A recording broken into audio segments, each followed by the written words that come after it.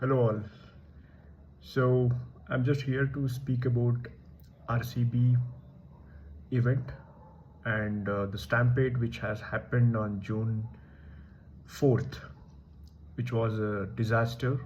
June 3rd was a victory day for all of us, and June 4th turned out to be a disaster in Karnataka and in Bangalore.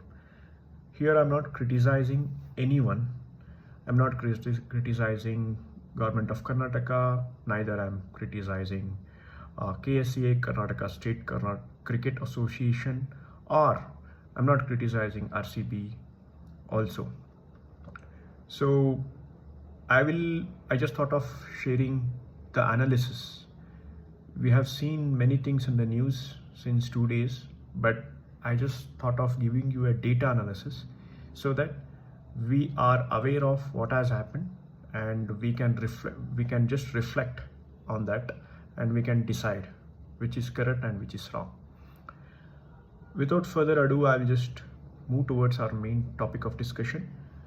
I'll be letting you know the timelines on what time and on what date what has happened. Okay, let me start from June 3rd when RCB won the cup after 18 years. During the post-match interview, Kohli has told that I'll be visiting Bangalore and I'll be celebrating the victory along with the large number of audience and fans tomorrow in Bangalore. That's what he has told.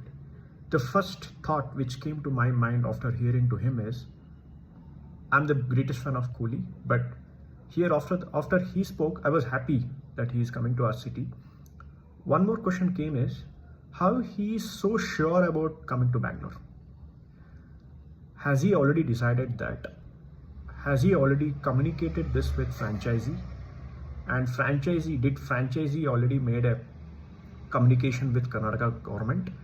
Or how is this planned? My main question is, Kohli is a superstar.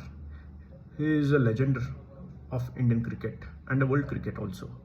So if he gives out an open statement of he coming to Bangalore, was it already approved by the police and by government? Or was it the statement out of emotion it came? Means he was, of course, in this winning celebration, the human becomes emotional when something has happened. When you are so happy or when you are so sad, people just tell the promises and everything, right? Was it a part of that? I just thought it was an emotional statement more than a factual statement. So and after he told that, government has taken it very seriously. I'm not sure why. Means he would have told that, but Kohli is not an ultimate, right? Here the Karnataka government is superior than anyone, superior than RCB and superior than anyone. They are the decision makers. Kohli, of course, is a great player. We are all fans of him. We love RCB, but did government thought practically on that? I will give you the facts. June 3rd, 11:30 has told that, and June 4th, celebration planning and escalation has begun. Until 4 a.m., June 3rd was a huge celebration across Bangalore because I was one of the eyewitness of it. Of post-match, I just visited one of the main junctions near my house, which is near Kanakpura Road. There were minimum 1,500 to 2,000 people were gathered in that junction. You can just think Bangalore has several important junctions, important routes, important areas. Lakhs of people has already celebrated in the midnight. And the celebration went till early morning of June 4th. From June 3rd to June 4th, early morning, the celebration has occurred. And thousands of policemen were engaged in maintaining the peace, law and order. And they were also tired, right? Till 4 a.m., according to the data which I have seen in the news and newspapers, most of the policemen were engaged till morning 4 a.m. And around 8 a.m., Bangalore Police Commissioner B. Dayananda briefed Chief Minister Siddaramaiah requesting the event be postponed due to fatigue and lack of preparation time. The irony is, the same police commissioner, Mr. Dayananda, who is a popular police commissioner and who is from Bangalore, is a Bangalore boy, of course, and is a true gentleman, has been suspended by the government. And we don't know the reason, proper reason, right? And he has briefed the CM and he has told the decision is impractical, you have to rethink on this. But on top of that, RCB management's actions. And also on June 3rd, I think during the match celebration or before the match, on June 3rd, some officials from KSCA, Karnataka State Cricket Association, they went and they visited Kabban Park police station, which is very close to the Chinnaswamy Stadium. Chinnaswamy Stadium comes under the jurisdiction of Kabban Park police station. They went ahead and they asked for the permission, and straightforward, Kabban Park police station has denied it because they are not prepared for this crowd and they need a preparation time. This was happened. On top of this, RCB management, they bypassed the police and approached Deputy CM of Karnataka for approval. Despite these things happened despite the opposition from the police, right? And 11 a.m., I'm speaking about June 4th. Now we are in June 4th. The first mistake happened. Kohli has expressed his interest in visiting Bangalore. Blindly, Karnataka government, without even thinking, they accepted that. And June 4th, second mistake has happened. At 11 a.m., high-level meeting has occurred at CM's residence. Who are the attendees of this meeting? CM Siddaramaiah, DCM Shivkumar, Chief Secretary Shalini Rajneesh, State Police Chief M.A. Salim, ADGP Hemant Nimbalkar, Senior Traffic Polices and higher authorities. And also event managers from Karnataka State Cricket Association and DNA Networks. DNA Network is one of the event managers. The meeting has happened and the police raised the warning in the meeting and they told the victory parade should be cancelled. That's one of the good decisions police has done. They have told that this cannot be done because it will create a lot of disaster and it has to be cancelled. On approaching this in the meeting, finally the victory parade was cancelled around 12 a.m. Okay, I will talk about that parade later. I will give you the analysis of how was this planned. And the outcome of this meeting is what? Parade got cancelled.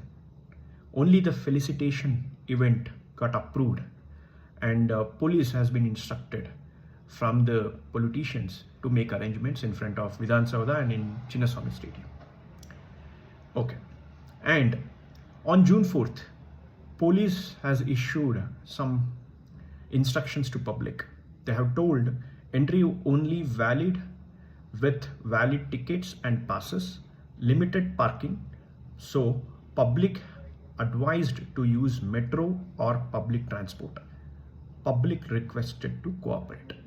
I will further speak about this metro and other BMTC public transport. We will deep dive into that with the data, right? 2:45 p.m. Now 11 a.m. decision has made. The advisory has been posted everywhere in Twitter and everywhere. And in 2:45 p.m. RCB team lands at HAL airport. Ideally, it should be a 1:30 p.m. It got delayed and 2:45 they landed in a special aircraft. So if you have seen in news, in front of HAL airport, there were dozens of people, there thousands of people, right? At least 10,000 people were there in front of HAL itself. And from HAL to the Taj West End, where the players were residing, in the entire road, the people were there on everywhere you can see, right? Almost 50,000 people were gathered between that road, like on the each sides of the road. And it was a first warning to everyone, to the government and to the RCB, saying that the crowd is not in our control. Yesterday, everyone celebrated and people are still in the same energy because we are just 12 hours ahead, right? So they cannot control it. The crowd was not in the control. That was the first warning. And then what happened? 3:35, 3:30, and okay, 3:30, all 30,000 seats at Chinnaswamy Stadium filled. Crowd estimate is 250,000 people gathered outside the stadium. You can consider minimum 2.5 lakh people were there around Chinnaswamy Stadium. Chinnaswamy Stadium is actually smaller stadium if you compare to many cricket stadiums in India. The seating capacity is 33,000. 3:35, first fatal incident at gate number 20. Chinnaswamy Stadium has more than 20 gates. First fatal incident has happened. There was a death. Gate, how it has happened? Gate opened slightly, crowd surged forward, and people started jumping compounds. And so 3:35 this has happened, and four dead at gate number 7, 2 at gate number 6, 1 at gate number 1, and 4 between gate number 17 to 21. So total dead is 11, and total injured recorded is 47. I think more than 100 people got injured, but recorded is 47. Between 4:30 to 5:30, the felicitation event at Vidhan Soda. See, the irony is 3:35, the first death has been recorded, and after 1 hour, the felicitation it had begun. I'm not sure, because when we see on the news, we are seeing it late. The politicians, the chief minister, and all the other ministers, they'll get the news immediately, right? This is a big news, someone dead. Of course, they'll get information very quickly than us, right? On top of that, the event has occurred. That's an irony. And it has attended by various dignitaries, CM, DCM. More than 2 lakh people attended this event. In front of Vidhan Soda, more than 2 lakh people were gathered. And here raised one more concern. If you know Bangalore, if you are in Bangalore, in front of Vidhan Soda, we have a beautiful big garden called Kabban Park, hundreds of acres. Overflowing crowd damaged over 1 lakh plants and destroyed 72 to 75 decorative structures. The estimated damage is 25 lakh. The plants got destroyed. And let's talk about police deployment and limitations. Let's understand the strength of Bangalore police, because here we don't have a time to bring police from other districts, from other states, or from other cities, right? We have a very limited time, so only Bangalore police can take a call here, and they can only include here. Bangalore police ground level strength. I'm speaking about police personnel who does a ground duty. I'm not speaking about administrative level police officers or IPS officers. Traffic police, 4,800 people. This includes constables, head constables, ASIs, and PSIs. Law and order, 10,000, including field staff. Total deployed policemen as of 2024 to 2025, 14,800 to 15,000, excluding higher ranked officers, right? So June 3rd, more than 50% were there on night duty. You can consider almost 7,000 to 8,000 people were on night duty. They just finished the duty at early morning June 5th, and they were called back to the duty. You can just think the pressure, and you can just think how tired our policemen were, right? And we had very limited forces because it was not planned properly. So many challenges they faced. Short notice, right? Everyone confirmed only a few hours before execution. Government called them. Overnight duty fatigue. Officers had just completed night shifts from June 3 celebration, right? And lack of real-time crowd management. There was no planning of crowd management. And let's come to the public transit and commute analysis. Government has told few hours before, that is, I think around 11 a.m. they told people not to bring their own vehicle because there were limited private parking spaces and public parking spaces around the Chinnaswamy Stadium. They were advised to commute through public transport of Bangalore. Public transport of Bangalore is mainly two transport. One is metro, BMRCL, and one more is BMTC bus, which is government bus, right? Let's understand about that. Government officials, means including government of Karnataka, they have tweeted this, like people should use public transport today, right? They should not come. Let's understand it first. Okay, so the major metro stations near Chinnaswamy Stadium and Vidhan Sabha, where a lot of people gathered, are MG Road, Majestic and Kabban Park. And this was on Wednesday, which is a working day. Bangalore Metro, on a daily basis, 7 lakh people use this. 7 lakh commuters are there already. And this is Wednesday.